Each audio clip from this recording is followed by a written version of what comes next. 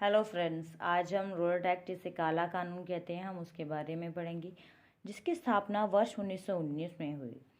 प्रथम विश्व युद्ध के कारण ब्रिटिश सरकार की कमर तोड़कर रख दी गई। जैसे कि सभी को पता है कि प्रथम विश्व युद्ध 1914 से 1918 के बीच में लड़ा गया, जिसमें ब्रिटेन ने भी पार्टिसिपेट किया था।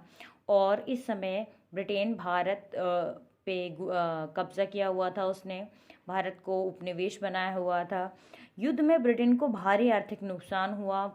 युद्ध में पार्टिसिपेट करने के कारण उसे भारी आर्थिक नुकसान हुआ उसे, जिसके कारण सरकार ने खर्च को निकालने के लिए निजी और व्यावसायिक मुनाफे को कम कर दिया गया। लोगों को जो निजी और व्यावसायिक मुनाफा हो रहा था, व्यापार में फ़ायदा हो रहा था, इसको कम करने के लिए और सरकार को ज़्यादा से ज़्यादा टैक्स मिलने के लिए उन्होंने कर लगा दिया गया। सैनिक व्यय में इजाफे से युद्ध आपूर्ति की वजह से कीमतों में भारी उछाल आया। सैनिकों की बढ़ोतरी, उनके खान पान, उनके हथियारों और सैनिक वस्तुओं के लिए कीमतों के दाम बढ़ा दिए गए ताकि सरकार को टैक्स मिले और सेना में बढ़ोतरी कर सके, एवं सरकार को आर्थिक नुकसान जो हो रहा है उसकी भी भरपाई की जा सके। युद्ध ने अंग्रेज़ों को अपनी सेना बढ़ाने पर विवश कर दिया गया। अब युद्ध ये बहुत ही विशाल युद्ध था, वैश्विक स्तर पे था, तो इसका सैनिकों की कमी होना एक आम बात थी, जिसके कारण ब्रिटेन को भी कहा गया कि आप अपनी सेना बढ़ाएं, जिसके कारण ब्रिटेन भारत पर कब्जा किया हुआ था, जिसके कारण भारतीयों को, भारत के गांव के लोगों को सिपाहियों बनने के लिए मजबूर किया गया। उनसे भारतीय सिपाहियों ने जब युद्ध में पाया कि साम्राज्यवादी शक्तियां और एशिया और अफ्रीका के लोगों का शोषण कर रही हैं, जब भारतीय सेना में गए, वहां से लौट कर आए और उन्होंने पाया कि कैसे ये साम्राज्यवादी शक्तियां अफ्रीका और एशिया के देशों का लोगों का शोषण कर रहे हैं किस प्रकार से।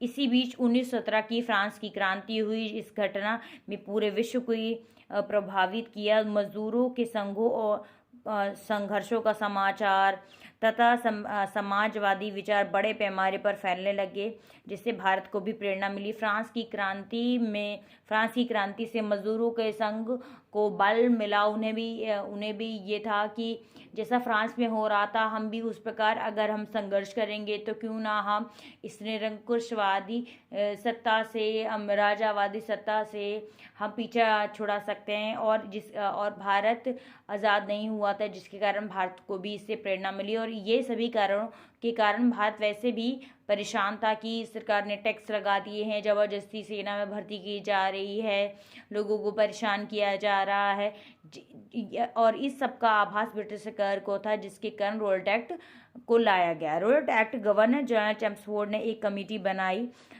लंदन में किंग्स बेंच के सिडनी आर जज की अध्यक्षता में ये कमेटी बनाई गई, जिसको रोल्ट एक्ट और या सेडेशन कहा गया। इसका उद्देश्य क्रांतिकारी गतिविधियों की प्रकृति और सीमा में यदि हो सके तो आवश्यक उसे निपटाने के लिए रोल्ट एक्ट को अप्रैल 1918 में रिपोर्ट प्रस्तुत की गई।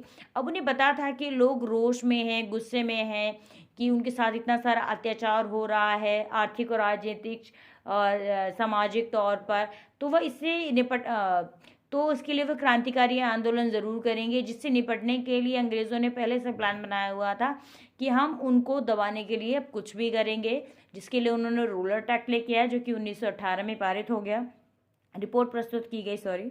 रोल्ट एक्ट की सिफारिशों में 2 विधायक थे जो को इंपीरियल लेजिस्लेटिव काउंसिल के समक्ष रखा गया। अब इसमें पहला तो वो गिरा दिया गया, पहला माना नहीं गया। जो दूसरा था वह आर्टिकल और रिवोल्यूशनरी क्राइम एक्ट मार्च 1919 में पारित कर दिया गया। रिपोर्ट 1918 में आई थी और जो कानून था वो 1919 में पारित कर दिया गया सरकार के समक्ष। अब इस एक्ट में सरकार को अधिकार प्राप्त था कि वे किसी भी भारतीय को बिना किसी अदालत में मुकदमा चलाए और दंड दिए बिना जेल में बंद कर सकते, बिना उनकी मर्जी के, बिना कोई क्राइम के। अगर वो कोई प्रदर्शन करना चाहते हैं या सरकार को वो आ रहा है कि ये कर लेगा, ये भारतीय क्रांति में भाग लेंगे या ये हमें नुकसान पहुंचा सकते हैं, तो इन लोगों को वो जेल में डाल देते हैं। अब इस एक्ट को बिना अपील, बिना वकील, बिना दलील का भी कानून कहा गया। इसे काला अधिनियम एवं आतंकवादी अपराध अधिनियम के नाम भी घोषित किया गया। काला कानून इसलिए कहा गया क्योंकि अब इसमें भारतीयों को पूरी तरीके से हाथ बांध दिए गए। उन्हें महसूस हो रहा था कि अब हम कुछ भी नहीं कर सकते हैं, हम अपने देश के लिए अपने देश को आज़ाद नहीं करा सकते हैं। अब इसका विरोध होना बहुत ही ज़रूरी हो गया था, क्योंकि ये भारतीयों को अत्यधिक आहत कर रहा था। लोगों को प्रताड़ित करना, उनको परेशानी हो रही थी, जिससे राष्ट्रहित में नुकसान हो रहा था। भारतीयों के लिए दमनकारी नीति का द्वारा प्रस्तावित रॉयट एक्ट के विरोध में 6 अप्रैल 1919 को देशव्यापी हड़ताल की गई। पूरे देश में देशव्यापी हड़ताल हुई रॉयट एक्ट के विरोध में। महात्मा गांधी और मोहम्मद अली जिन्ना ने और अन्य बहुत सारे नेताओं ने यह बताया कि यह शैतान की करतूत वाला कानून है, ये निरंकुशवाद है। ऐसा लगता है कि जैसे कोई शैतान आ गया है, वो इंसानों को इंसान नहीं समझ रहा है, जानवर समझ रहा है, या एक ऐसा समझ रहा है कि वो उनकी हाथ की कठपुतलियां हैं, वो जैसा मर्जी उनके साथ कर ले।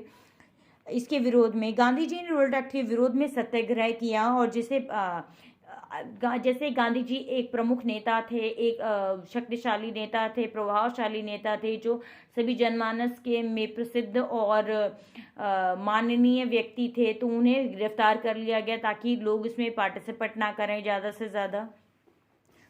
प्रदर्शनकारियों ने विदेशी वस्तुओं, स्कूलों, कॉलेजों, इन सब का बहिष्कार कर दिया गया। यह व्यक्तिगत आतंकवादी कार्यवाही अभी तक राजनीतिक कार्य के यही रूप राष्ट्रवादियों को ज्ञात था। उन्हें पता था कि ये जो आतंकवादी गतिविधि हुई है, अब अगर हमने इसका विरोध नहीं किया तो ये हमारे जीवन पर, हमारे राष्ट्रहित के लिए अच्छा नहीं है, हमें आज़ादी प्राप्त नहीं कर सकते हम। इस दौरान बहुत सारे नेताओं ने अबुल फजल आज़ाद और प्रदर्शनकारियों को जेल में बंद कर दिया गया, और क्रांतिकारियों को खोज कर फांसी पर लटका दिया गया। लोगों को घरों से निकाला गया, स्कूल, कॉलेजों, जहाँ से भी लोग क्रांतिकारी दिखे उन्हें खोज कर फांसी पर लटका दिया गया। सरकार ने रॉयट एक्ट के विरोध में दमनकारी नीतियों का प्रयोग किया। जैसे कि उन्हें पता चल गया था कि ये कानून से भारतीय बहुत ही आहत हो गए हैं, तो उन्होंने दमनकारी नीति अपनाई गई ताकि उनको दबाया कुचलाया जाए और आगे सरकार पर कोई प्रभाव ना पड़े, उनकी शासन व्यवस्था सुचारू रूप से चलती रहे। परंतु ऐसा होना मुमकिन नहीं था, और यह विरोध एक देशव्यापी हो गया था। 13 अप्रैल 1919 को जलियांवाला बाग में बैसाखी के दिन निहत्थे लोगों पर गोलियां चलवा दी गई, जिसके कारण रॉयट एक्ट की विरोध थम सा गया और देश जलियांवाला बाग हत्याकांड के रोष में चला गया। Thank you so much.